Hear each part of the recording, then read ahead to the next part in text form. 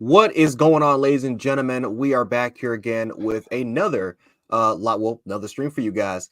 Normally Mondays is me, Coach Schmoot, Coach Sean. We normally are talking previewing some Alabama football, but today we wanted to try something a little bit different today. So Wednesday, for the most part, we're going to experiment with you guys. If you guys definitely like what we're going to do, make sure to hit the like buttons or smash it. Definitely make sure to subscribe, hit the notification bells, share the stream much as possible. It really does help us out. But guys, we're going to be talking about college football, and we're going to be making reactions to what we saw from last night. We're going to be talking about who are going to be contenders, pretenders. We're going to be highlighting key matchups, key topics. Of course, we're going to be interacting with the fans. But Coach Sean, as usual, for the most part, how are we kind of feeling? And kind of give me your reactions of what you saw last night for the playoff committee, especially regarding where Alabama stood at. Man, I feel good, man. Blessed as usual. Blessed beyond favor, more than I deserve. What's up, William? Roll Tide, brother. Last night when I watched that the college football committee get together and talk about it, it kind of went the way I thought. I don't I the fan in me understands why they put Georgia second. Ohio State has played Notre Dame. They have played Penn State. I mean, these guys have played at Wisconsin. I mean, they have a better schedule than Georgia right now. Right now. So I understood why they put Ohio State in front of Georgia. But I would tell any fan out there of any fan base, these rankings are week to week. Yep. Don't even really read too much into it. These things will change week to week. Javion Smith, what's up? Roll Tide and Nitra, Roll Tide to you guys. Roll Tide, Cadillac. These things are week to week, guys. So don't get your feelings in these things. It'll be changed next week. And if you really look at the top 10, a lot of us play one another. So, I would tell any fan, it's just like recruiting services. It's just like recruiting 5-star, 4-star. Al Sanders, what's up with you? Roll Tide. This is for the fans. It's about money. So they create a show to stir up attention and the want. Everybody wants rankings. Melvin Johnson Sr., what's up? Roll Tide. Punch OP, Roll Tide. So it's just something for the fans, man. Jarvis, what's up, Jarvis? Roll Tide, roll, brother. So don't look too much into the rankings. It's a week to week thing, Jerry. That's what I would think, Coach Jay. Yeah, man. I mean, for the most part, guys, I wasn't particularly shocked where Alabama was particularly ranked at number 8 at all. I mean, this is exactly where I thought it was. Obviously, that you have other fan bases that are pissed off, upset. Of course, you got Oklahoma fans. They are mad. They are livid right now because of their ranking. And I understand it. I mean, like I said, for the most part, if I beat Texas and Texas jumps 2 spots in front of me, I just beat that team not that long ago. We're both tied up record, and then of course the team that is that's also in front of them, the team I beat, Texas. I mean, come on, man. I mean, it is what it is when it comes to that aspect. I mean, I completely understand where Oklahoma fans are kind of coming from. Where these two teams, where I'm on paper, I should be better at, as far as head to head, but I think for the rest of the rankings, I do like. I look at overall that top 5 spot. Again, Ohio State, I do believe that I think they have the best resume. I think right now in college football, you're going on the road. You're going on the road on Bedlam. You beat them there, and then of course you go ahead and you beat Penn State. That's at the time 2 top 10 schools. Notre Dame, of course, we'll talk about them in a minute, but that's a top 15 matchup. We know what Penn State. We all know what they can deliver. Georgia at number 2. I, for the most part, can understand why some fans are upset that they're at number 2, but Georgia, to this point, yeah. Go ahead. No. Go ahead, Jay. Coach Jay. Go ahead. Okay. Good. No. I think for the most part, like they've just been. It's kind of hard to kind of figure them out. Like, are they kind of like us in a situation where they're finally gotten some things into rhythm? Or is there going to be a point going against Missouri or not going against some other future teams where they can potentially stumble? They've had flashes of looking extremely dominant, but they've also had flashes of vulnerability, and I just don't know what type of team that we could potentially be getting in the future. Michigan looks dominant from start to finish, right? Besides the quote unquote the sign stealing that's going on with the investigation that's really going on with them. They've been dominant literally from start to finish. They just don't have the resume for the most part. That's them up to the top 4. Florida State, for the most part, they have a great win against LSU, great win, but they had their struggles. Boston College, they almost lost to. Clemson, for the most part, they're not really a great team this year. They're 4-4. They almost lost that game. So some Florida State fans are upset because they believe they have the best resume in college football, but I don't really see why. I mean, like I said, LSU was a great win, but Duke has kind of fallen off. They've gotten 3 losses ever since. I just don't know if that's really a great resume for Florida State, but I can respect the fact that number 4, Washington number 5, Oregon's at number 6. I completely agree with that. Oregon is a better team than Washington. I think they will crush them by the time they get to the championship, but they got the head-to-head win. Not completely shocked there. So no, I mean, looking at all these other rankings, I pretty much liked it, but Alabama spot at number 8 is completely understandable. I can understand exactly where the committee is kind of coming from that aspect. And for anyone that's kind of worried, like, hey, we have all these other teams, all these other Power 5 conferences, guys, everything will play itself out. I'm completely confident if Alabama runs the table and they win every game, if they win every game, they'll definitely go ahead and get the job done. And they'll be, again, a one-loss SEC champion, despite everything going on, will get in my personal opinion. Kind of what are your thoughts about that? 100% facts, Coach Jay. I want to give a big shout out to Crimson Blood 22 with a $10 super chat saying Washington will lose. Crimson Blood, I totally agree with you, man. I totally agree with you. I agree with you 1,000% too, Coach Jay. Right now, guys, don't even. Oh, we got another one. Gavin Kane, $1.99 super chat from Gavin Kane. What's y'all's thoughts on Lawson calling out? What does he mean calling out? You mean Deontay Lawson calling out of the game? What do you mean, Gavin? Call out, yeah. Please, put some more details, Gavin, so we'll know exactly what you're saying. Roll Tide, Larry Townsend. I see you, brother. Roll Tide to you. I agree with you, Coach Jay. I agree with you 1,000%. These rankings right now, guys, I can understand why some fan bases are upset because I got some information on Michigan when we start getting into our format of what we're going to ask and talk about. Because if you're really going to, I mean, Michigan has looked dominant, but if you're really going to hold Georgia's schedule against them, I mean, Michigan, to me, guys, when I'm going to get a little deeper into Michigan, but if you're going to hold Georgia's schedule against those guys, I really believe you got to hold Michigan's against theirs. While Michigan has looked dominant and they blew out teams the way you're supposed to when teams of that caliber are on your schedule, they didn't struggle with them. Very true. Calling out players for missing workouts. So, Gavin, if Deontay Lawson is calling players out, I have no problem with that. Somebody's got to be there. You know what, I know Rolando McClain personally. You know, we grew up around each other. We don't call him Rolando. We call him Boo. He'll tell you that. I know his mother, Tanya, went to school with Tanya. I know Boo very, very, very well. Boo always used to tell us somebody got to be the bad guy. Somebody got to be the sheriff. Somebody got to be the one to get in somebody's face. Yeah, exactly, Coach Jay. So I don't mind Deontay calling out teammates. If people are missing workouts, hell no, call them out, man. Call them out because that's what the great teams are made of. All the great teams have great players. William says, I love that. We need leadership in this locker room. I agree with William. You 100% correct, William. You 100% correct. Chief 18 Wheels, salute. Roll Tide to you, brother. David Kendall, as always. Ohio State schedule is blank as well. But David, let me say this, David. You might be right to a certain extent, but check it out, David. These guys have played Notre Dame on the road.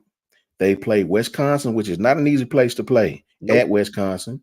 Right at Camp Randall. Exactly. And they beat Penn State at home. So those are 3 heavyweights, man. They really are, believe it or not. And that just playing those 3 teams are more than a lot of teams have played already, right? A lot of those teams would beat a lot of other teams, right? And these guys have played them. So you got to put Ohio State there for the time being, just for the time being. Yep. And I think that kind of segs away, because this is kind of like who are going to be the contenders or pretenders kind of aspect a little bit, but kind of which undefeated team, and I'll definitely, it's not just to the panel too, but to the chat as well, which undefeated team goes down, right? We have right now, I think, 4 undefeated teams. Which team do you guys think will definitely go down? Coach, I'm going to definitely start with you. Which team do you think, just kind of after viewing it, is going to be going down? Really, it doesn't have to be this week, but just extremely soon, based off of the schedule that those teams have in the future. I go with what the guys in the chat said. I go with Washington. I think Washington will get beat. They have USC coming up. They have Utah coming up. They have Washington State coming up. They have Oregon State coming up. I really believe these guys almost lost to Stanford. They almost lost to Arizona State. I Yeah. do believe these guys will be going down. I think that is the team for me that will be going down. What do you think, Coach? Oh boy. I think Washington is a very obvious answer. They Mhm. just they don't really look right. But I'm gonna be completely honest with you. If there's one game that I think that not a lot of people are gonna be talking about, I think it's Ohio State and Rutgers. I think this Mm. week that could be a challenge because they're not playing at home, they're playing on the road. That's a 12 o'clock game. And Rutgers, if you look at their style of play, I mean, for the most part, guys, it's physical ball, right? They love Right. it's smash mouth football. They play really, really good defense. They have a very solid run defense type of game. They can definitely Mhm. go ahead and get up the quarterback. They're an extremely aggressive defense. And I think that when you take a look at Ohio State's overall offense, they have not looked complete. Right. They've had their struggles with Kyle McCord. Obviously, of course, it's literally been Marvin Harrison Jr. I mean, of course, Emeka Buka, he's hurt, he's not 100%, but it's literally been the Marvin Harrison Jr. show, and I just don't know if that is gonna get it. Is that going to get the job done against Michigan right now? I don't think so. Of course, they got their way through Penn State, but this is going to be a game where I think Ohio State, they've gone. I mean, they've been through a lot lately, and in about a couple of weeks, they have. Michigan's going to be in their wake in about two Mhm. or three. I think when you take a look at this Rutgers squad, again, it's not the greatest squad in the world, but if there's a game that I think a lot of people are going to overlook that could surprise people, we could potentially get an upset. I'm gonna be honest. It's I could see Ohio State getting upset by Rutgers. I really do like this Woo. Rutgers team. Yeah, I feel you. I feel you. Shout out to Coach Mook who just popped in. Coach What Mook. up? What up? What What's up? up, Roll yo? Tide, Roll Tide. My boy Jay got a fresh cut. Let's clap it up for that. Ex- Jesus Christ. I was gonna be texting you before the game Saturday, make sure everything was good. Y'all see I got a fresh twist. Y'all know Sean stay fresh, all good. I'm here now. We good. Right Everything's now, good. Coach Mook, the question is most likely of the undefeated, of the unbeaten teams, who to get beat. I picked Washington. Coach Jay went with Washington, but Coach Jay dropped a I bomb chose on us. He Rutgers, said, man. I gotta yeah. go. I heard I it. gotta go. My New Jersey brethren, man. Let me segue into Coach Mook. I also and I know this is not an upset really, but I think Clemson is going to beat Notre Dame this week. I think Yeah. Clemson is going to beat Notre Mhm. Dame. I was telling Coach Jay about that. I don't know, man. I would pick Michigan. I'm not high on Michigan like that. When I look at these guys, man, they have dominated everybody they played. They But when haven't I look played at their anybody though. when I look at their remaining schedule, these guys, they don't have anybody that's going to really threaten them like that until Ohio State, Purdue, Penn State, Maryland, and then Ohio State. So, what do you think, Coach Mook? I came in on Jared talking about Rutgers and Ohio State.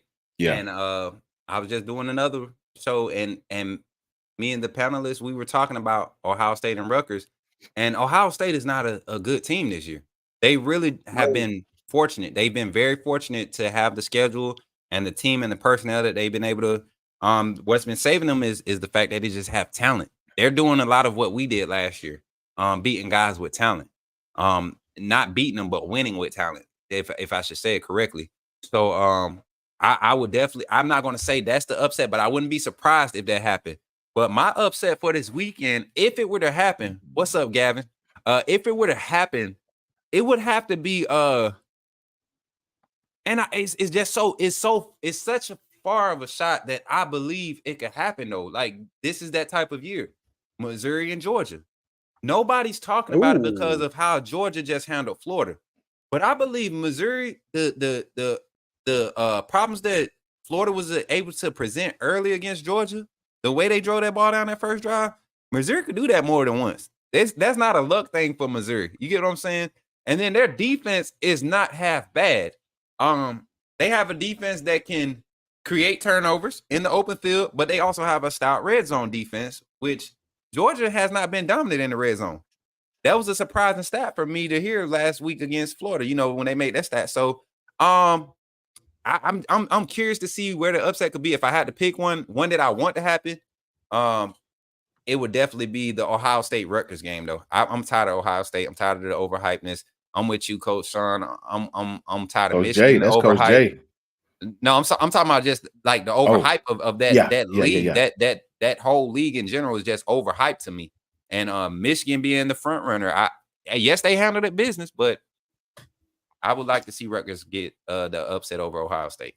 Can I go on record with my boy Coach Mook and my boy Coach Jay and all the beautiful, beautiful fans in the chat and say, I want to be the one to tell y'all that Georgia is going to dump truck Missouri right now. Like, I believe they're going to, everybody hyping it up, and it would be lovely to see. It would be lovely to see.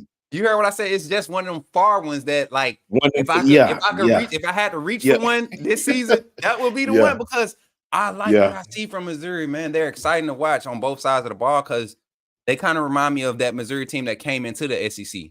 That kind of put everybody on. It's like, we're not just here to be another team, but they showed up in 2 SEC championship games back to back. So I feel like Coach, thank you, Al. I appreciate you, Al Sanders. What's up, brother? I feel like Coach Smart is going to use them being dropped to number 2. He's a very good motivator, man. And the way that they beat Florida, man, dominated them up front, shows you that they can do that. They just, I don't know, man. I just don't see Missouri. You know, last year they played Georgia very, very close. I think Kirby Smart, I've said this on one of our other shows, and I really listened to this. I'll go ahead and tell the truth. I won't, I'll step out of my Bama skin right quick. I challenge everybody to go on YouTube and type in Kirby Smart's halftimes. Well, no, this one was before the game when they played TCU. That get me so fired up, bro. I'm ready to listen. That ain't got nothing to do with being a Bama fan, bro. If you play football, if you play any type of sport, you can go back to Coach Smart. He was doing that back in 2011, bro. I was like, man, the stuff he was saying, I'll put it in rated G mode. He was like, you guys don't need to have anxiety. You ain't got to be scared. This blank is easy. I want you to go out there and do, I was like, that's what I'm talking about. Go put my talk on too. Exactly. Man, I challenge everybody to go to YouTube and type in Kirby Smart speech before they played TCU. Brother, I mean, it could happen now. Missouri could beat them, but I don't see Georgia losing to them, man. Charterpreneur Sports Podcast. What's up, brother? Roll Tide Roll. Javion Smith with a $2 super chat. Put any other top 4 team against Texas or Ole Miss? That's a good question. What do you think, Coach Jay? Ole Miss just has not looked. I don't know. Ole Miss, I'll be honest, because we're going to segue to this, talking about the contenders and pretenders. I don't know. The Ole Miss, they don't look like a top 10 school to me, in my personal opinion. Like, I don't know. Like, Ole Miss, for the most part, like I said, I mean, the score should have been much, much, much higher when we played them. But Ole Miss, I think they're a solid team. I think they're a top 15, 20 school. I don't think they're a top 10 school. I think that if a lot of schools that they play, like they're more like a Washington, in my personal opinion, if that makes sense. Like, Washington, for the most part, have their struggles in particular schools. They're not bad in a way. They have some sort of balance, but they're against elite competition. I don't think that this team bodes well against a lot of them. Like, I think if Ole Miss plays Georgia, I think they'll get smashed. But if they play a team, I think if they play in Missouri's level, or if they, for the most part, if they play, let's say, an A&M, and I think that could potentially be enough. So, like, you look at the line for that, it's -3, right? The spread is it's getting short. It's getting shorter and shorter almost every day, because I think they're kind of starting to see that, Ole Miss is winning games, but they're not really handling. They're not really dominating the competition for the most part. But, like, they almost lost to Tulane. Tulane's a solid. No, trust me, Tulane's a solid school. Trust me, they're a very good football squadron, but I don't know. Ole Miss, for the most part, they're just this is every year with them. They can handle business. They can make upsets here and there, but I just don't really see them as being that school that can handle with the elite competition.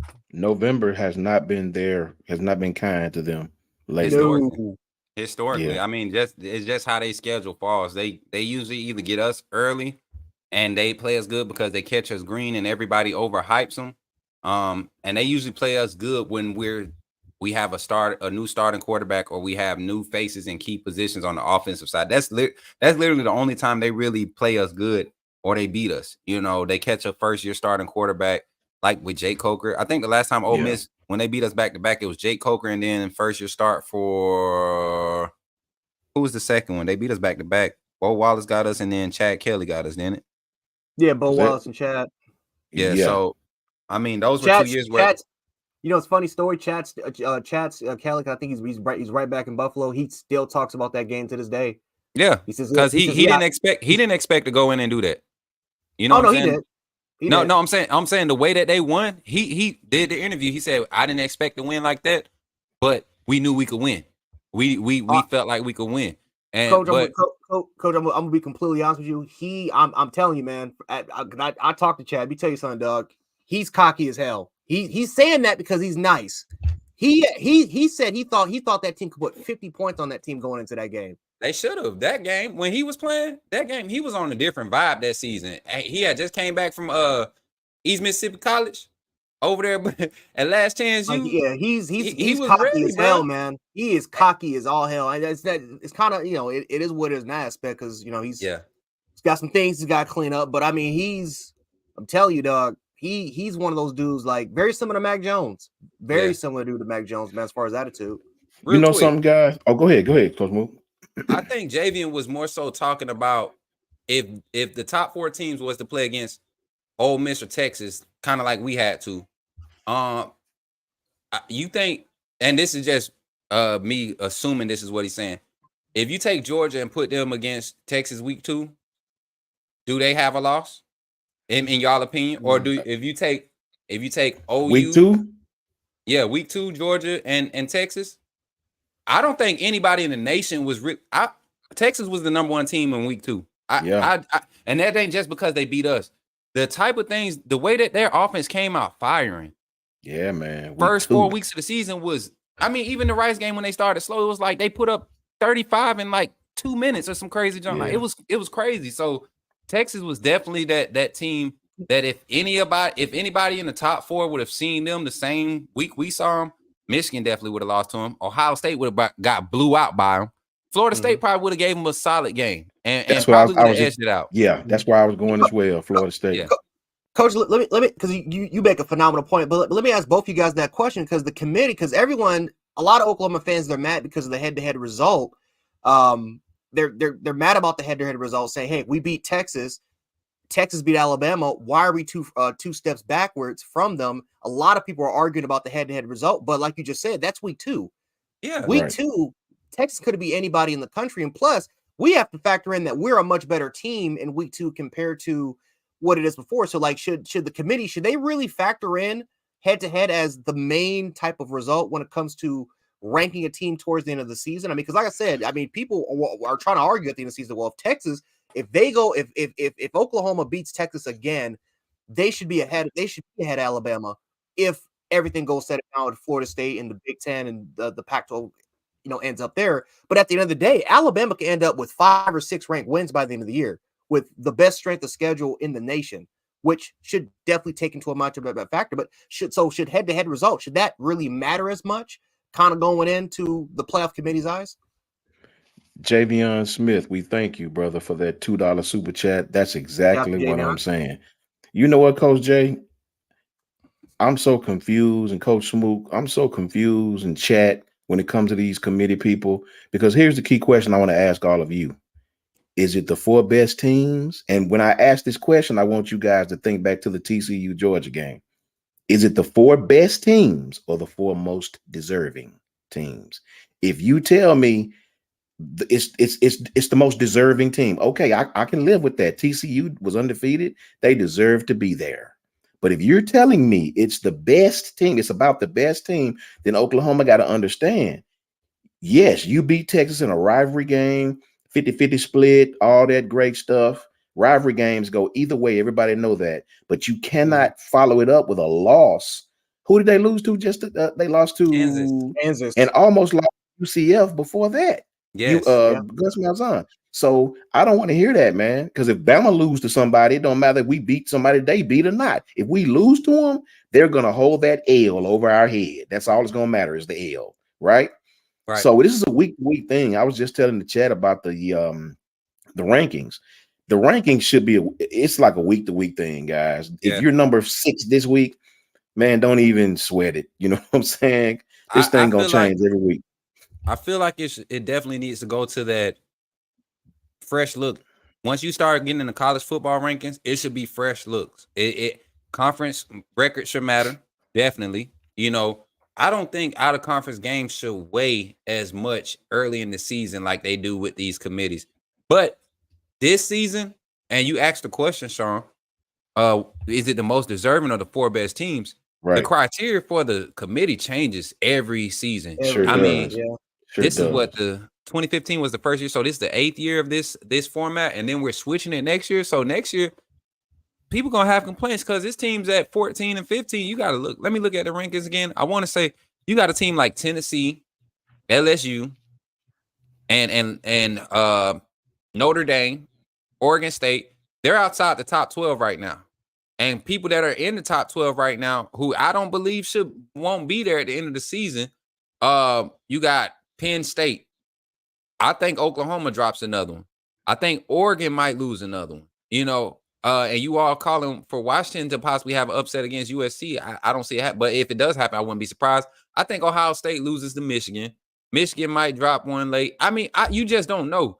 When you say you got teams like Tennessee that have put a better product on the field than Penn State, then shoot, I'll even go as far as to say as doggone Missouri, Tennessee playing better. Well, I can't say that because, well, then again, Tennessee defense is better than Missouri. But I'm just saying, 12-team playoff gonna cause just as much confusion because you really, a lot of havoc. You gotta really look at film to know who the 12 best teams are. That means like last week's progression to this week.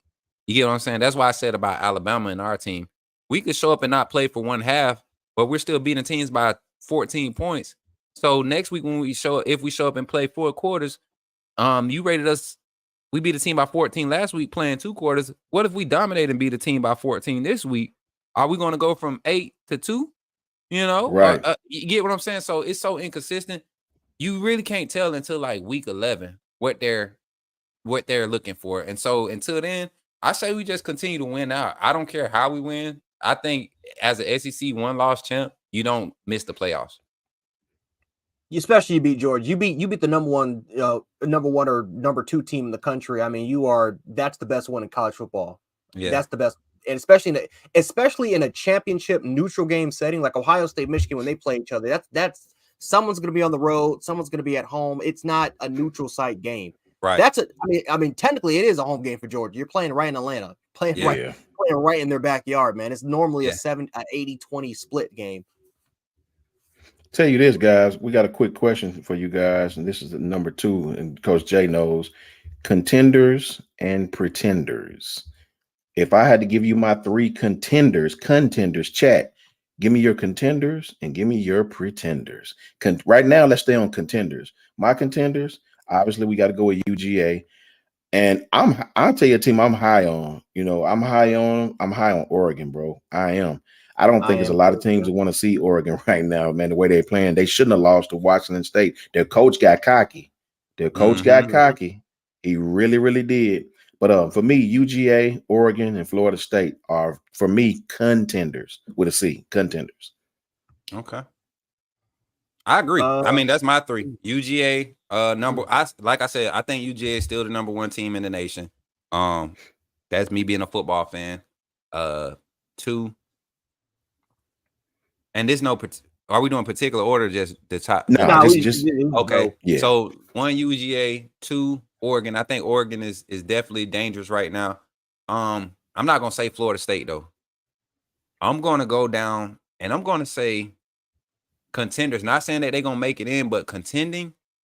I still like Washington, guys. Really? Yes, bro. I still like this.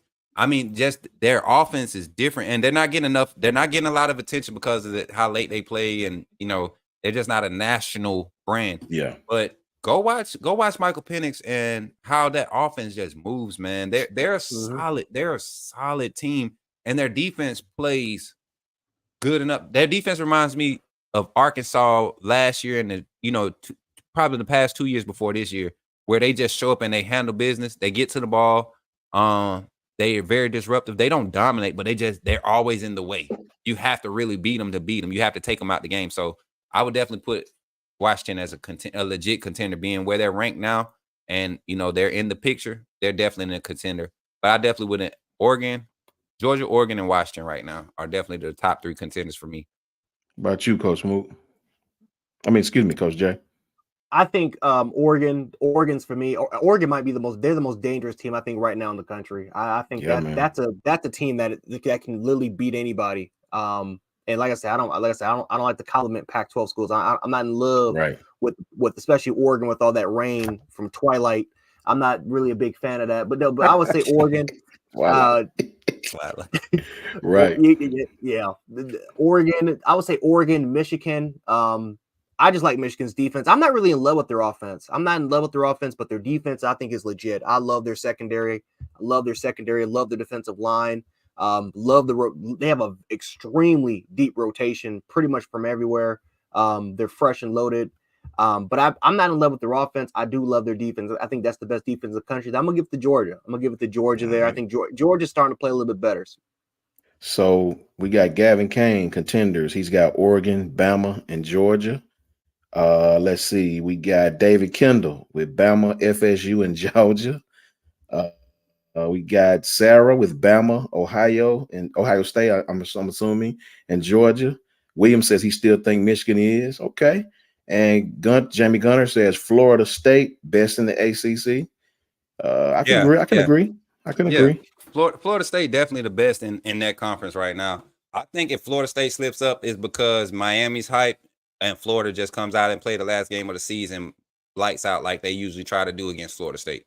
I don't know if they can afford a loss. I don't know if Florida State can't lose now. Florida State cannot lose. That schedule is not strong enough for them to take a loss, and their conference is not strong enough for them to win their conference as a one-loss team and be legit contenders. That strength of schedule is just not there for Florida State. LSU almost saved them, but if we beat LSU this weekend badly, is not good for Florida State.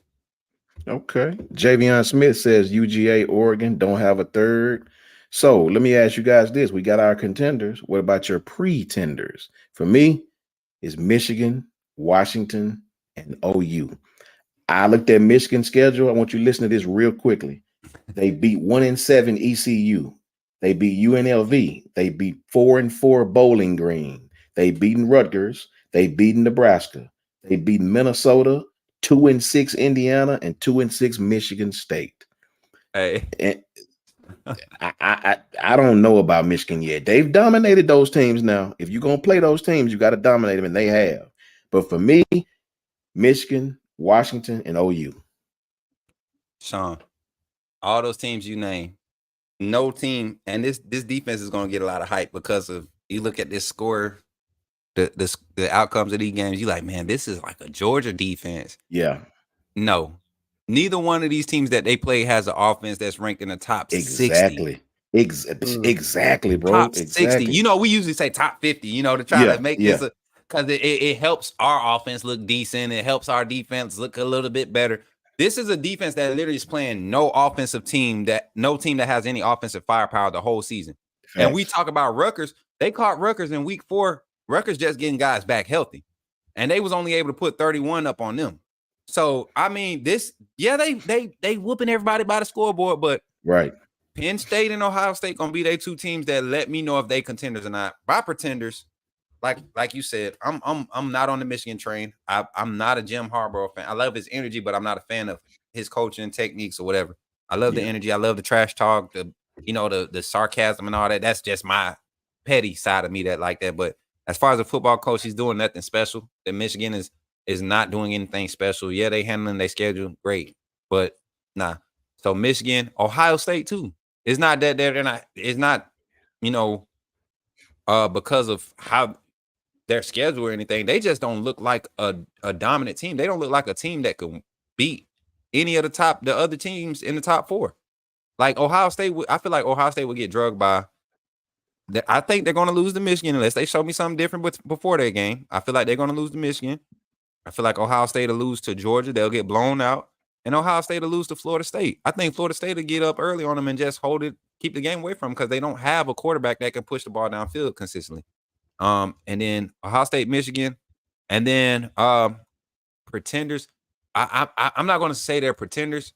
I just know that they can't afford a loss. And we talked about it, Florida State, but they are a legit team. That LSU game, they caught Jaden Daniels and that team young. And that's what I hate to say that, y'all. It sounds like an excuse. But if a lot of teams was the matchup for round 2 this week, I would love to see LSU, Florida State. I think that ends differently. Us versus Texas, I think that ends differently. Maybe not a win with a healthy, full Texas team, but it ends differently. But it's just certain teams early in the season. If you play us this week, play them this week, it's a different outcome. But those are my two pretenders. I don't really have a third one, but those two, for them to be where they are, Ohio State and Michigan, they're the pretenders to me. If I had to name some pretenders, definitely Oklahoma's is for me. Ohio, I got to give it to Ohio State. I think Ohio State's a pretender. I don't know. Ohio State, for the most part, their offense just does not look right. Their defense has pretty much been doing the brunt of the work, which is weird because the last 6-7 years, it's literally been the offense carrying and the defense has kind of been lackluster. But I would say Ohio State is definitely going to be a pretender in my personal opinion. That's why I got Rutgers potentially upsetting them. I think that could happen. But then number 3 for me, if I had to kind of give it to them, I definitely would say I would say Ohio State, Washington, and probably as a pretender, I would say Florida State. Because I do look at that Boston College game, I do look at that Clemson game, and I look at those type of games, and I'm saying you can get them on an off night by Florida State. Now the question is though, when you look at Florida, when you look at the ACC, I think Louisville is not going to shock anybody anymore, right? They're not going to shock anybody. Now, of course, if Louisville loses to Virginia Tech, then guess what? Florida State's playing Virginia Tech, at least for now, until something else happens for the ACC championship game. But I look at that particular conference, and then again, even if let's say they go undefeated and they get to the playoffs, I think they're a one and done team. Now they got talent, of course. They got talent. Of course, you got Keon Coleman. Johnny Wilson's got to stay healthy. He's literally been battling injuries all season long. You got Jaheim Bell. They have a solid running game, but their offensive line is still suspect. Line is still suspect. Their secondary is awful. Their secondary is god awful. So I think when you take a look at some of the best things about them, I love their front seven. They have a deep rotation on the defensive line. But overall wise, I take a look at this Florida State team and I just look at it. I'm just saying I just don't think it's not that good in my personal opinion. Right. I agree 1,000%. Let's see what the guys say in the chat. Clint Reeves says TCU lost to Kansas State last year. They weren't undefeated. Facts. I said they was undefeated. What I meant was they were the conference champs. So did they really deserve to go? Sarah Crane, she says her pretenders is Michigan, Texas, and OU. Squally Glove, SP. Shout out to you, Squally. I appreciate you, bro. Let's see. David's talking about Dabo. Gavin says Texas, Ohio State, and Washington.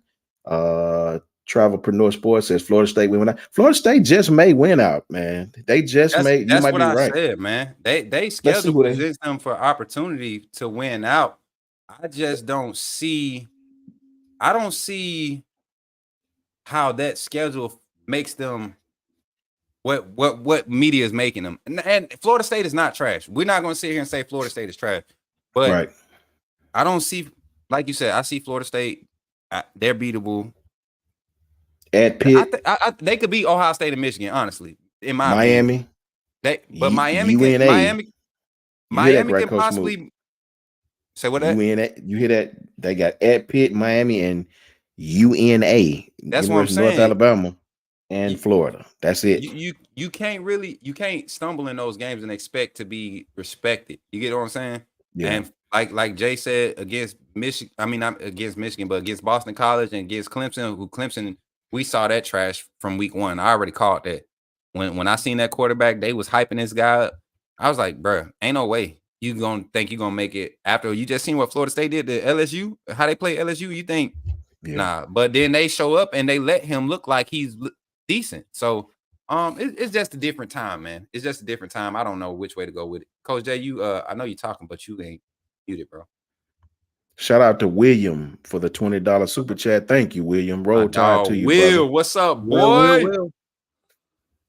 Yeah, I was saying Duke almost got him if Riley Leonard didn't come out the game. I mean, a healthy Riley Leonard. I think that game is 4 quarters. That's going to be competitive. As soon as he was out the game, they took advantage of it, full advantage of it. Right. Duke couldn't really throw the football, but Man, I don't know. I look at Florida State, man. They've gotten away with a lot of things, and like I said, that reminds me so much of 2014 Florida State, how they just kept getting away with it game after game after game, undefeated conference play, and they got smacked by Oregon in the first round. It's kind of reminding me, kind of giving me those same vibes. The only reason I put these guys as one of my contenders is because I don't think Pitt's beating them. Miami might be the toughest thing they have left, and they'll get up for play Miami. UNA and Florida. What I saw from Florida, I don't got zero faith in with Florida, and it's I don't have no faith in Florida. That was bad, I think man. By default they'll go because it's just nobody else to challenge them. Who in that they may play Louisville maybe in the ACC championship. Maybe I think Louisville might be the second record-wise best team in that conference. So they got to be by team. default. Yeah, I don't know. But they'll be a beneficiary of being like Notre Dame was that year in the playoffs, like just having a solid schedule. The conference doesn't align for you to play anybody, and you win all your games. Like that's if you want to get in the playoffs, that's the way to do it. Win all your games and be in a major conference. Whether you dominating or you look like the best team every week in that conference, you just win them, and the committee really can't hold you out with a spotless overall record, win-loss record. Anytime you end the season 12-0 in a major conference, a Power 5 conference, you have opportunity. I want to get to this comment if we could, man. I know it's not on this subject, but my boy Gavin said, y'all dying this week too, man. I've been dying this week. I've never looked so forward to a game in my life. As Bama and LSU, we got to prove so many folks wrong. I don't want to get caught up in like the Bama LSU talk tonight. This is about college sports, but this has been a long week, y'all. It's only Wednesday. I feel like we're supposed to already be Friday right now. I feel like we're supposed to be, you know what I'm saying? Like that's, but yeah, because I mean, I just miss college football. It didn't feel like college football happened this weekend after the Georgia-Florida game in the first quarter. You get what I'm saying? Like, I didn't see no more games that just caught my eye. There were some good games now. There were some good games, but like that had me up and ready to watch football like Alabama does. I kept watching old LSU games. Just old Alabama me too. LSU games, man. I watched so much Jaden Daniels film this weekend. I forgot who my team was for a second. I thought I was seeing what Jalen Miro was supposed to be doing this season. You know what I'm saying? Because honestly, you can put Jalen Miro over there at LSU, and I think the way they set Jaden Daniels up and how they force him to, give him confidence, use his legs, is the difference in his progression and how productive he is this season compared to what Jalen Miro is doing. For me, Gavin, I have these superstitions that I still live by ever since I was a player. Every player do. Coach Smoot got some. Coach Jay got some. They may not tell you, but everybody has these little subtle things they do. Every fan does it. And me, I've learned every time I look just so forward to a game, like I'm thinking about it on Monday. You gotta sit back. Yes. So I try not to think about it, bro. I try not to get hyperventilated over yet. I try to get like that till maybe Friday night, Saturday morning, because if I think about it right now, man, I'll put so much into it. And I was like that with Texas. With Texas, man, I was trying to find the same shirt that I wore. We won a national, just all kind of crazy stuff, man. Try to ensure that we win, and we lost. So I was like, you know what? Nah, I'm just gonna try my best to put it behind me until we all got these little superstitions, right, Coach Jay? Yeah. I'm trying, man. Woo! I'm trying to tell you, boy. The LSU Hell Week, man. I'm telling you, I would go back, and I'm still doing to this day, man. I'm watching these old games from like 2006 all the way till now. No condensed version. I'm watching full on, like it's actual real life. I'm watching still reacting like you ain't seen the game before. I'm writing my notes. I'm like, okay, we got to stop Leonard Fournette. We got to stop with the toss play. They love to run this toss crack over here with Leonard Fournette. I'm like, oh, he's with my Bills now. Like, he's not on the team anymore. Like, I'm telling you, man, dude, LSU's that one team, man, where you just like, because they're us, basically. They're us, but just not really winning a lot of games. You look at NFL production.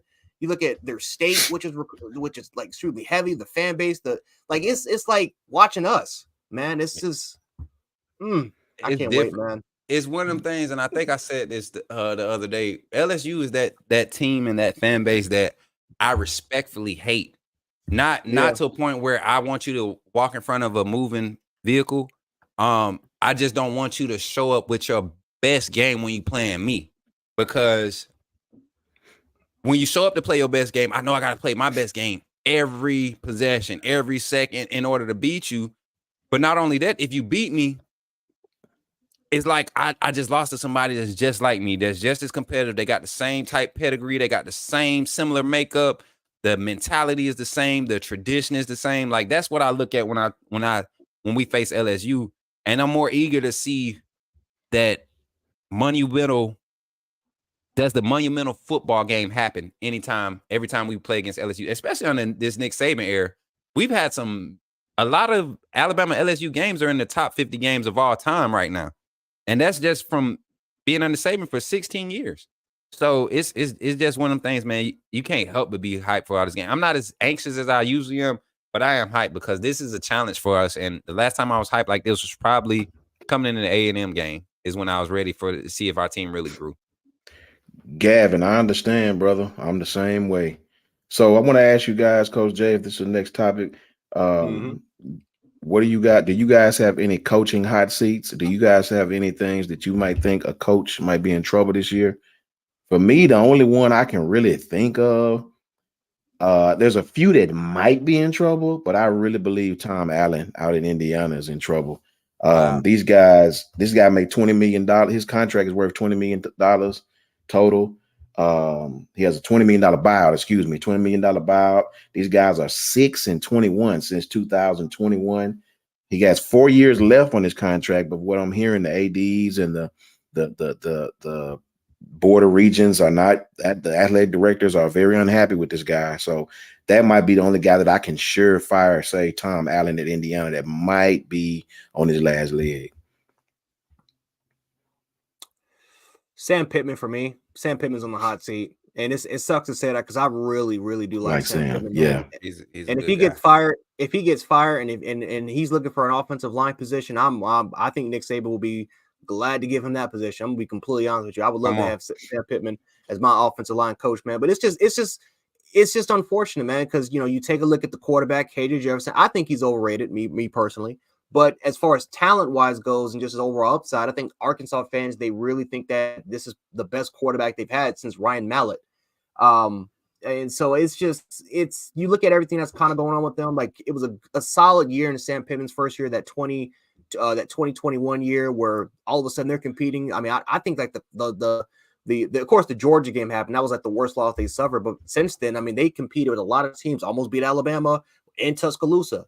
That game where I think Traylon Burks had over 200 receiver yards on us. Like, it was, but it's just ever since then, man, they've just been struggling. They've been struggling offensively. Of course, they just fired their offensive coordinator. Who was it? Dan Enos just fired him.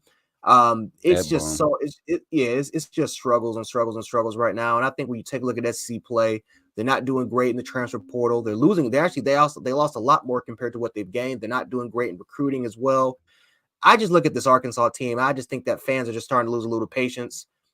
They know with the additions of Oklahoma and Texas adding into the conference, how that's potentially going to take more away. And I think at this point they expect him to be like Mark Stoops. They expect Sam Pittman to be like Mark Stoops, right, with Kentucky, right? Compete with less, have 8-9 wins per year. But that's just not the case with Sam Pittman in Arkansas right now. I don't even think Arkansas is going to win more than 5 games this year. So I think Sam Pittman is definitely going to be on the hot seat. About you, Coach Smoot? I mean, I usually just follow guys that were at Bama. And some of the major key guys. But the buzz around Mike Locksley at Maryland, possibly again. I was just about to say Mark Locks. Man, that sucks because he's from there. He's from there. He brought that energy back. He's given a lot of guys that have come through Maryland since he's been there were like those diamond in the rough type guys, and he's brought them the exposure. But I think some coaches aren't meant to be head coaches. I think some coaches are great at being defensive coordinators, i.e. Britt Venables, i.e. Kevin Steele. I think some coaches are great offensive coordinators, i.e. Lane Kiffin, i.e. Steve. I think Steve Sarkisian has the capacity to be a head coach. Lane Kiffin, I feel like, could be way more effective as just a great offensive coordinator. Wherever you go, highest paid offensive coordinator. You can really do that. It's very few that could pull a Kirby move and go and be a head coach and like use structure. So but here Mike Locksley is on the hot seat, and it's literally just a case of not winning. That's what it is. It's not winning. Not winning the recruiting battles. But for him not to be winning the recruiting battles, he's legit.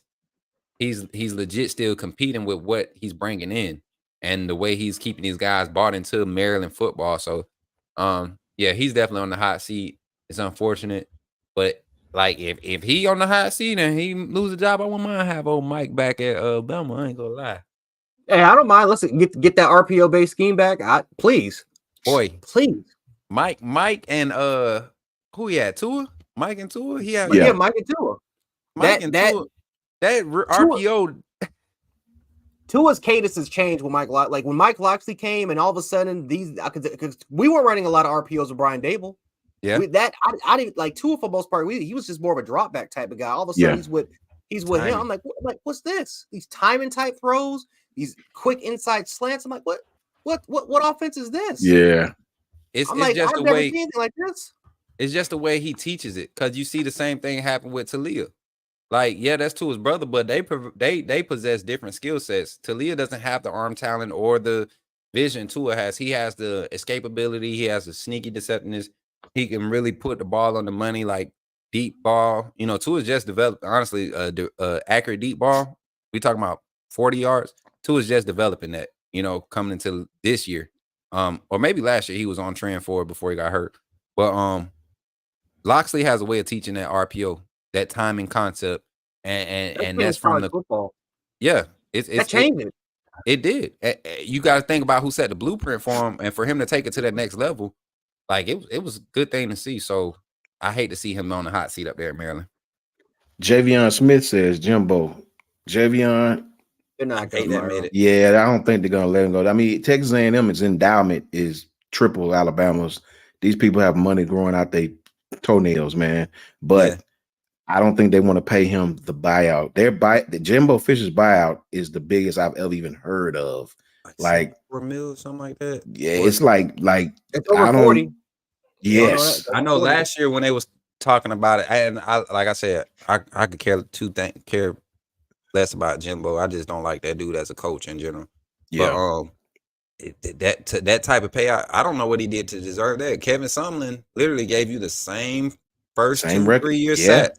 Yeah, it's a whole fact. Actually had bigger wins. If you want to talk about what Kevin Sumlin did in his first 3 years in the SEC, coming from that conference to come to the SEC and do what he did, he has a better resume as far as performance in the SEC than Jimbo Fisher. Because you caught Bama on a like a real uncharacteristic year last year, and you barely pulled that off. Boy, Sumlin came here. Or the year before, my fault. Year before. Yeah, that was awful that year, Johnny Manziel. God. But lastly, guys, Coach Jay, you let me know if I'm off base here. The big dog wants to talk about weekend picks. Right. So you guys in the chat, I'll give you a game, I guess, if Coach Jay want to lead with this. I can run them down if y'all want. Okay, let me get a go ahead. I got them right here. Go ahead. This small talk, and I'll put the thing up there real quick. Okay. Jimbo has a 76.8. Good Lord. If I remember, I told you it was almost 70 million. And they can, it's funny. They can afford it. They can actually afford that if they want to. Oh, yes. Knowing their administration and knowing the athletic director, they're stubborn. They're not going to do that. They're just not going to do that at all. Do you guys remember Coach Orgeron when I think his was like maybe 30 or 20 or something like that, or he was like, "Show me the door." Somebody show. Yeah, he was like, "They said my buyout was 20-some million. Show me where the door at." Y'all want me to pack? Y'all gonna pack for me? He didn't mind. Yeah, he didn't mind at all. He said, listen, man, all this headache and all this stress, man. Listen, I got this hot 20-something-year-old girlfriend on my shoulder. I just divorced my wife. Exactly, I'm good. Man. I'm good to go. I can be on vacation. Hey, if you guys can, please hit the like button. Please go if you hear, hit the like button, subscribe to the channel.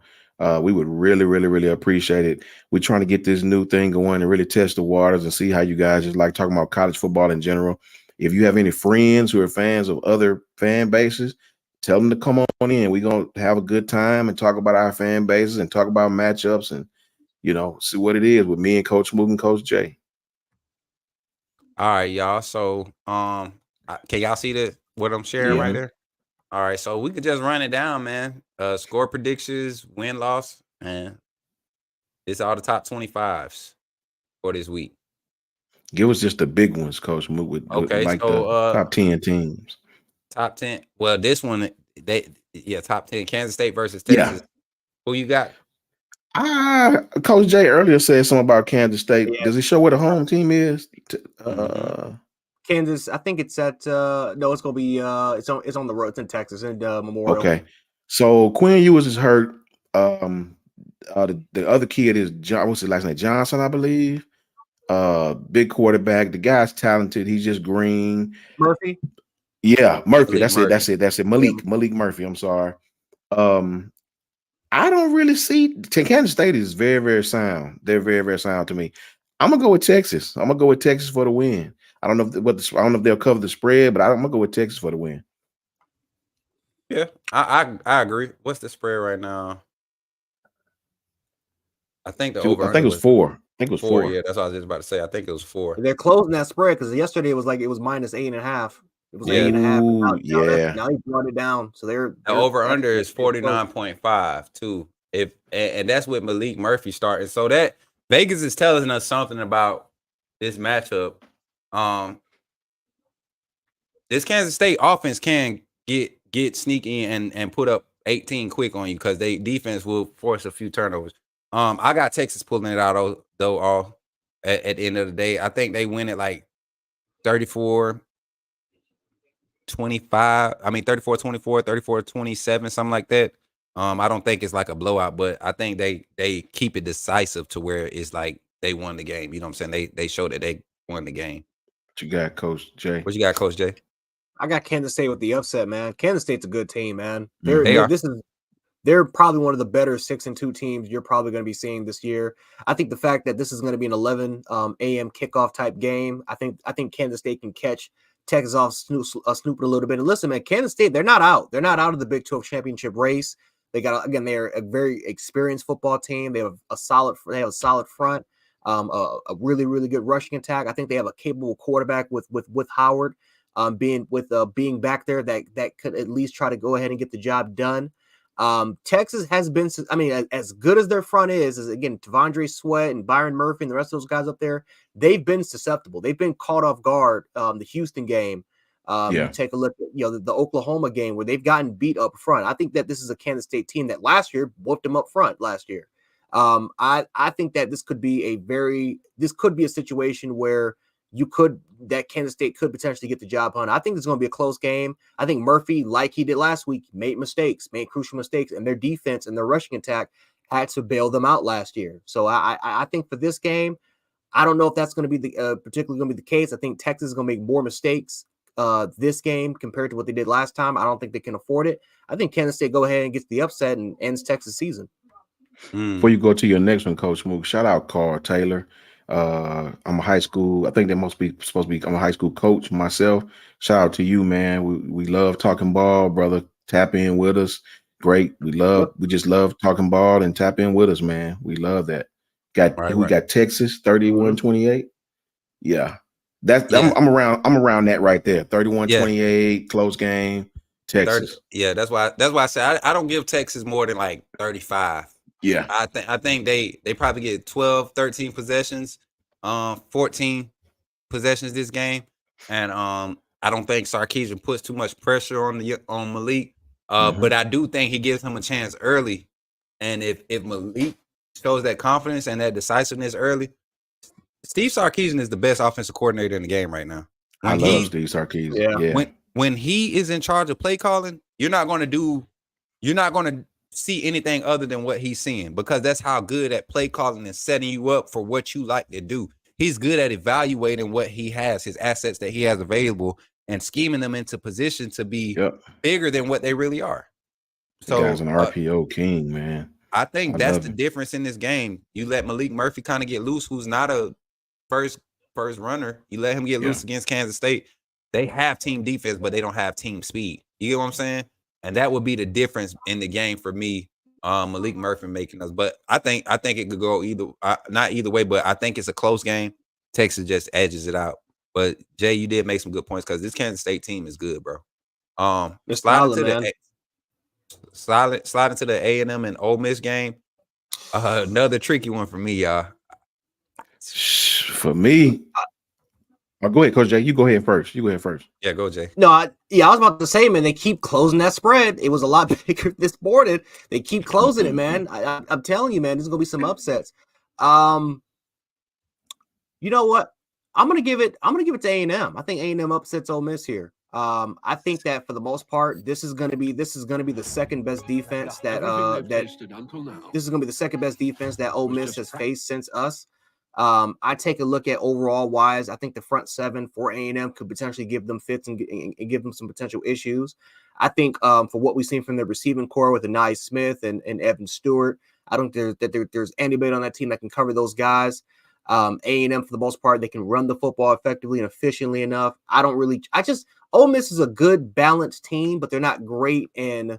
Again, they have a solid offensive foundation. You have, of course, Lane Kiffin calling plays, and we all know how we can draw some things. But this is going to be one of those situations where I think A&M matches well with them. I think personnel, when it comes to person, I think you can make an argument that they're better than Ole Miss in those particular areas. I think A&M is going to get the better of them. I think they will. In my personal opinion, Jackson Dart and I like Jackson Dart a lot, but he's had up and down performances. He has not shown up almost every single game, and I think A&M with how the way that they like to blitz, especially how they like to use Edgerrin Cooper and a lot of those really their nickel and safety guys coming off the edge. I think they're going to give them a lot of fits. Give me A&M to upset them. I think this is going to be a 27-17 type of game. For me, I got to go with Ole Miss. I really like the RPO game that Ole Miss, utilizes. I love the tempo that they utilize, especially against an aggressive front and aggressive defense like Texas A&M. Mm-hmm. I like the shots they take downfield. I really enjoy watching Lane Kiffin's blocking scheme in the offense that he runs. They have some very strange blocking schemes for that RPO system that they run, but it's effective if you can get a certain amount of plays going. It's effective, especially late in games.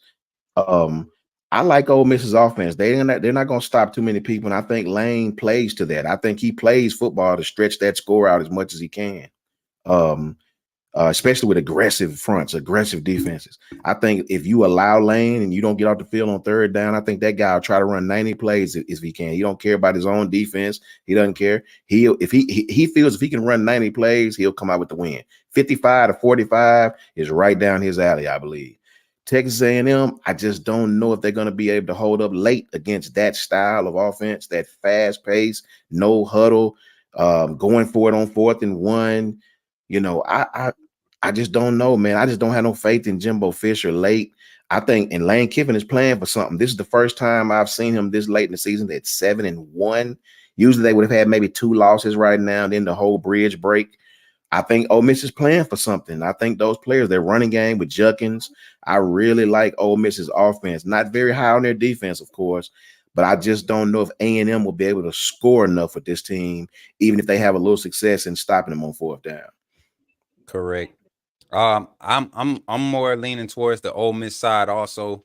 I think we just kind of threw A&M off. They haven't looked like A&M coming into Bama week since Bama week, and that's a problem for me, especially with Mac Johnson. I was trying to kind of circle some of these key stats, the stat leaders for these guys. You look at what this offense is able to do, and I'm talking about Ole Miss. They don't throw the ball overly aggressive like people think. They literally have he's probably like not even top 15 in pass attempts right now. Maybe He might just edge in top 15 as far as pass attempts. Jalen Miro only has 152 and 400 yards less, production Jalen Miro has. So you think what Jackson Dart is doing and how Kiffin is designing his offense, they remain balanced. But you got this running back right here. Look how many carries he got. And they still have another running back behind him that has, I think, right at 100 carries. And I think he missed some games, Coach Smoot, if I'm not mistaken. Judkins missed week 2. He missed week 2. So they got him healthy to come and play against us. So and you saw what we was able to do to him, and that was just coming off an injury. This kid is trending up, and they're still balanced in the passing game. They got 3 wide receivers in the passing core that can get you, and then they have a tight end too. Both of these teams are like personnel wise, they have the ability to be solid teams. But that A&M offense, and you could tell Jimbo Fisher is starting to put his hand back on that offense because they are struggling. Max Johnson, they was giving him all this hype, and now you go and look at the last 2 games. He doesn't look like he's knows what he's doing when he's dropping back and having to make progression. So I take Ole Miss in this one. I take Ole Miss 42, A&M.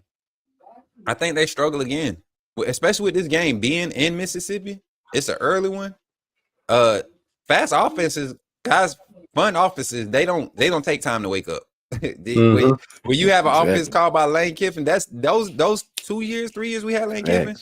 We didn't start slow. Like that was some of the funnest time. Those were the years where we was turning the TV off or going to watch different games in the middle of the third quarter. Or flipping back to our game to see if the other team had scored yet, and then having to go back and watch highlights. Yeah, like making. So I just don't see A&M having the competency to do it. Do they have the personnel? Yes, but Ole Miss 42, A&M, I think they may break 24, 21. I could see that type of game for this. Give me one of your. We talked about Coach J's upset pick. Talked about mine with Clemson, Notre Dame. Coach Mook, you got another upset you'd like to?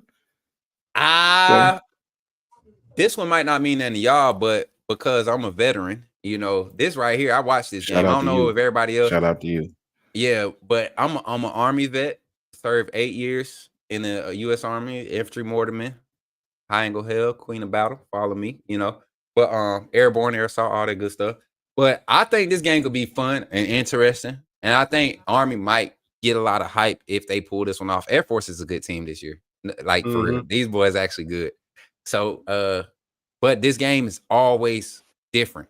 These what they call them, armed forces bowls or armed force matchups. These triple option offenses. Oh, they get so crazy and different, and so many fumbles happen in these games. It's snowing up there right now in both of these teams' home fields. I don't know where the game is being played at. Let me look real quick. It looks like it's in Colorado. Oh. That's in Denver. So, 48 degrees. It might look nice. It was snowing earlier this week in Colorado. So, it might look nice this weekend. This game can be sneaky. I would love to see Army upset Air Force, being a biased soldier and who I am. But to really get into it, man, if Cal could come out here and do something crazy. We saw Cal be explosive for like a quarter. If they come out there and just throw Oregon off, that'd be a great upset. But realistically, y'all, Rutgers, Ohio State. I'm right there with you, Jay. I feel like Rutgers can pull this one off. It is just, and it's literally because Ohio State's offense is not good at all. They have receivers. They have Henderson in the backfield who doesn't have a good offensive line blocking in front of them. Rutgers is they scrappy. They a scrappy team. Scrappy. Extremely scrappy. And I think they will lean on what they do best with the offense that's running, and they get in the screen game. That's what Rutgers do. They don't try to stretch you downfield. They keep everything close to the line of scrimmage and try to use bodies in space. And if they can do that against Ohio State, whose defense has been their only catalyst, but we haven't seen them going against a legit offense this season. Let's see what they do against a scrappy team. Coach Moot, you got a couple of veteran guys hollering at you about where they from, what they serve. Airborne all the way. Air salt. Let's go. Air salt. Ephraim Davis, U11, Charlie 2. That's what's up, man. I got some of my infantry. Hey, tell them we high and go hell. We control the air for real, boy. Tell them we do it all. Kick it in. He said, Carl Taylor said, "Do I like Ole Miss defense?" Nah, I don't. I just, are you taking a shot at your boy? Because I don't. I'm confused. I didn't know how to. I almost went there, but nah. Yeah. If I had to pick an upset, guys, Rutgers, Ohio State. I think Rutgers could pull off the upset this weekend against Ohio State. Before we get off this thing, man, I gotta pay a debt right quick, man. I was gonna wait till Saturday, but I'm an Alabama A&M University HBCU graduate. We lost the Classic, which is our Alabama Auburn game, to this dreaded university called Alabama State. Wait, time out. Put some respect on my family, bro. Put some respect on my family, dog. Come on now. Not you too, Smook. Tavar Jackson, God. Baby. I mean, I can't go no other way. I didn't. You get what I'm saying? I was at the. They have a B as their motto, as their freaking a hornet. Oh, a hornet. Oh, it's a hornet. Oh, a hornet. Deadly. Okay. Deadly. Oh my God. So I gotta pay this debt. Shout out to Alabama State Hornets. They defeated my Bulldogs. That's my alma mater. That's why I played my ball 95 to 98. Coach Ken Pettiford, Coach Ron Cooper. The dreaded day. Dreaded Saturday. Shout out to you guys at Bama State and Montgomery. I did it, Charles. Are you happy? Yeah. Shout out to all you guys. I just was clipping this so I could I could post it on my Facebook. But nah, but you know what? I will say this. The little A&M song, the little fight song that y'all do with y'all band, and you know, everybody got it was yes, nice. Sir. It was nice. I had to take it all, bro. I had to take it all. I know, man. I love HBCU football, man. I really do. I love it. It's a different feel. Coach J. Yeah, you got you muted. Coach J. You yelling at yourself. There you go. Oh, you did it. Coach J. You Coach tapped J. it. You double tap. You double tapping. See, that's how excited I am, man. I'm screaming. I'm yelling the fight song, dog.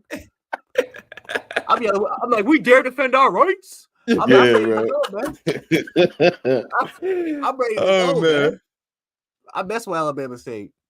Oh, yeah, man. God, man. My coaches are killing me up here. Man, it's a good thing, y'all. College football is definitely the thing that brings. If you could really talk about, you know, I like this show, this feel for the show tonight, because we get to talk about college football.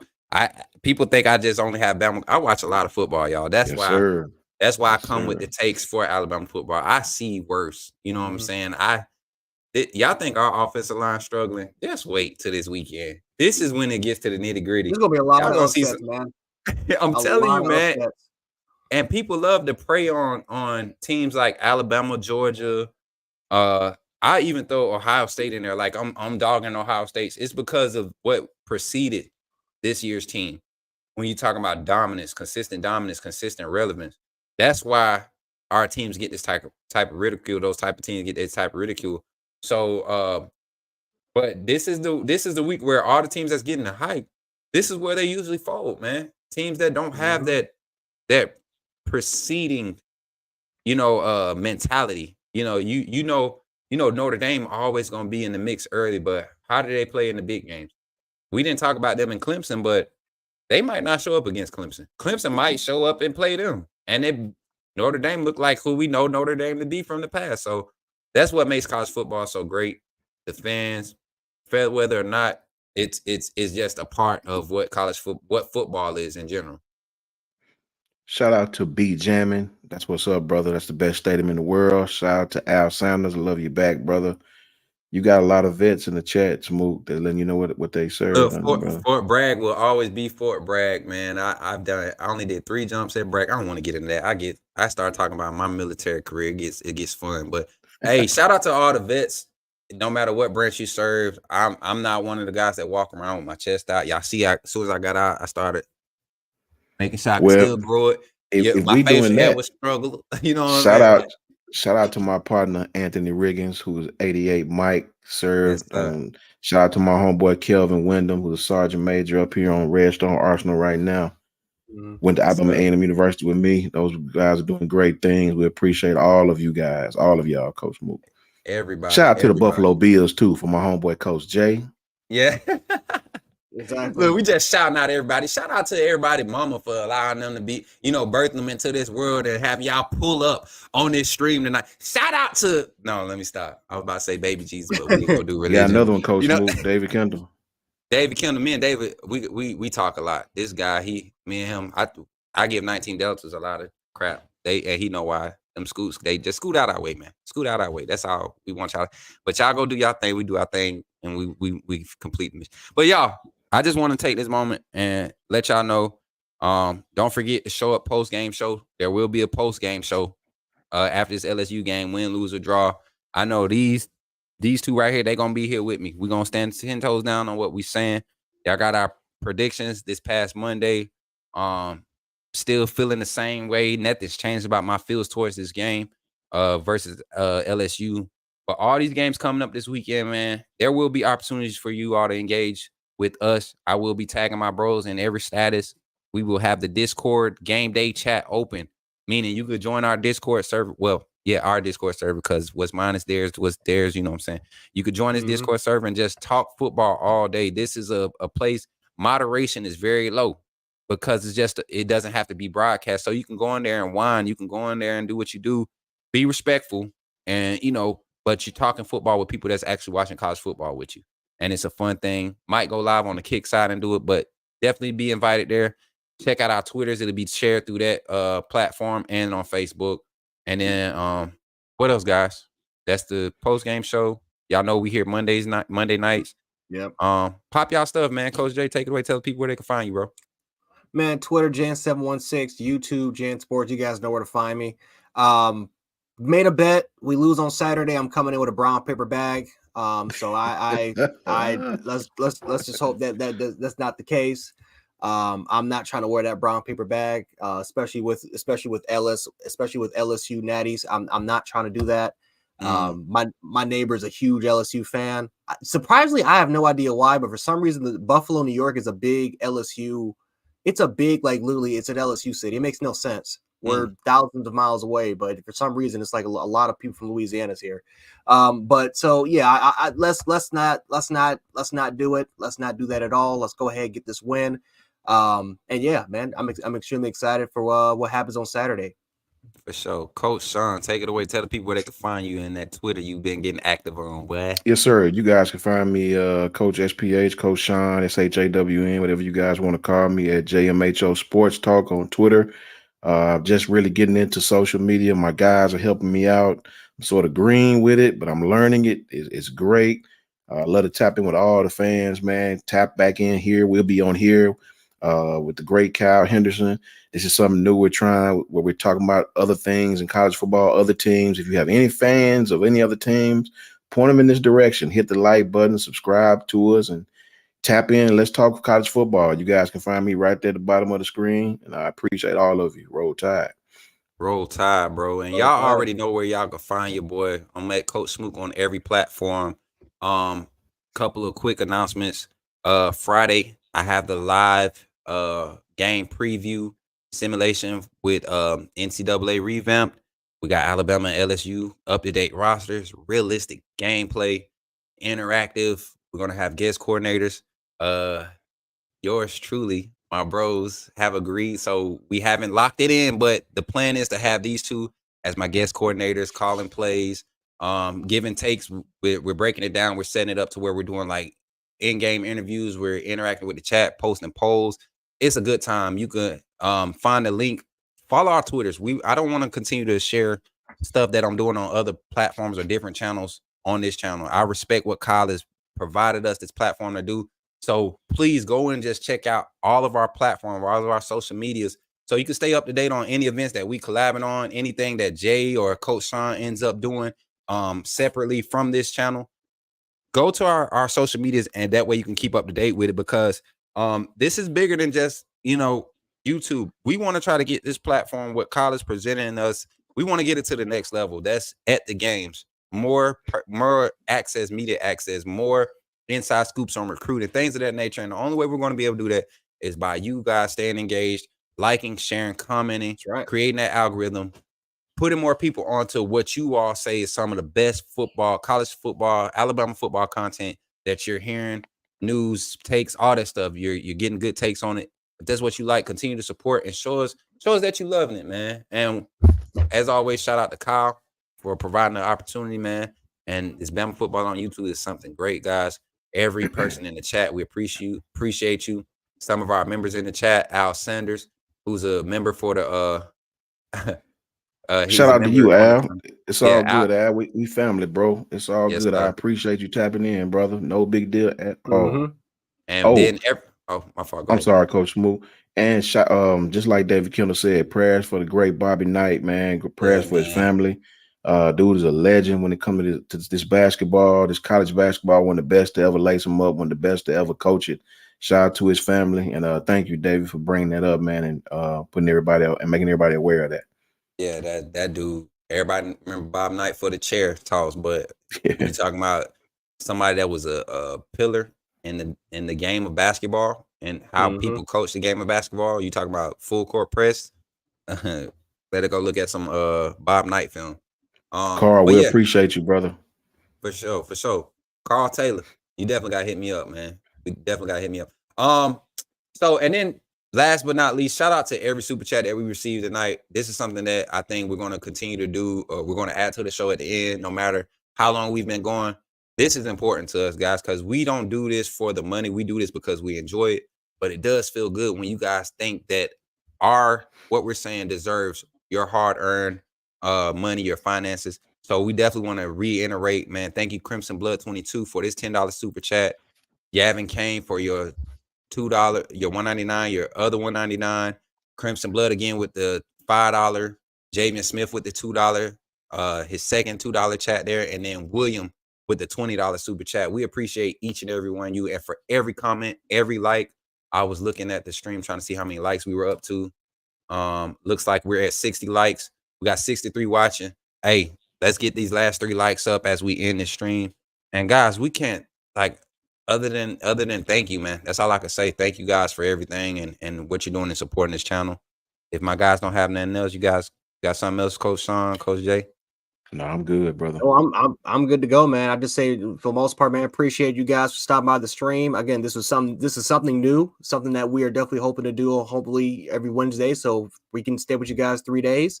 Yeah, like I said, hit the like button, share the video, subscribe. This is definitely going to help us out, and it's going to let us know that you guys definitely want this content to continue to go on, man. So and definitely shout out to the members. I know a lot of you big guys shout out be commenting, especially towards the end.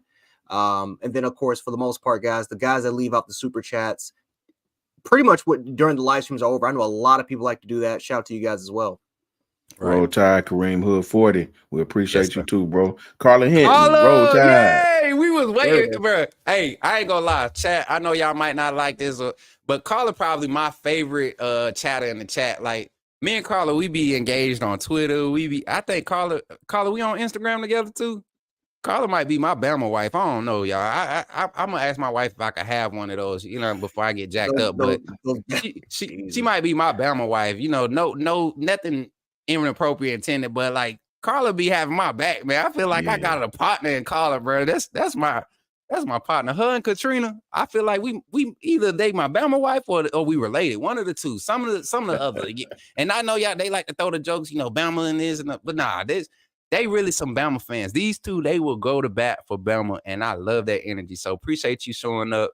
And just continue to support y'all. This is the best part of the show to me, when we could really tell you guys how much we appreciate you all. Because last year this time I did not see myself doing this. I know Coach Sean for sure. It was hard to convince him to actually get behind the camera. He thought he was just gonna be able to get on here and talk. He thought he wasn't gonna have to show his face, but to see in a month, y'all, you've been doing this a month now. Today makes a month. It's crazy. Yeah, that's crazy. Well, maybe 2 months. No, a month. Because we didn't start the season together. We had 2 weeks before we came on. So yeah, this is awesome, y'all. We're doing something special. So I appreciate y'all once again. David Kendall said he thought it was David, I can't stand you. I love you, man. But yeah, man. Much love, everybody. Roll Tide, and we out of here, y'all. Roll Tide. Roll Tide.